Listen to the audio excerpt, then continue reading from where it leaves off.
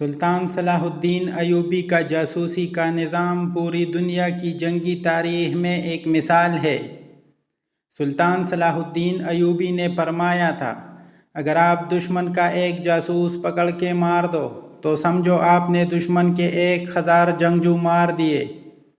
سلطان صلاح الدین ایوبی رحمۃ اللہ علیہ کے دور میں ان کا ایک جاسوس فلسطین سے واپس آیا اور صلیبی فوج کے بارے میں مکمل معلومات دیے۔ سلطان نے اس کو تنخواہ کے علاوہ قیمتی تحائف دیے۔ اس پر فوج کے سپاہیوں نے اعتراض کیا، ہم لوگ ہر میدان میں آپ کے ساتھ لڑتے ہیں، ہمیں قیمتی تحائف کیوں نہیں دیے جاتے؟ تو سلطان نے جواب دیا، جب آپ لوگ لڑتے ہیں تو میں آپ کے ساتھ ہوتا ہوں۔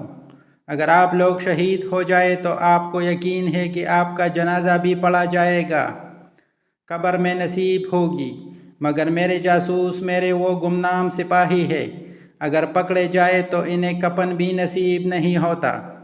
یہ میری آنکھیں اور کان ہیں جن سے میں میلوں دور دشمن کو دیکھتا ہوں اور سنتا ہوں۔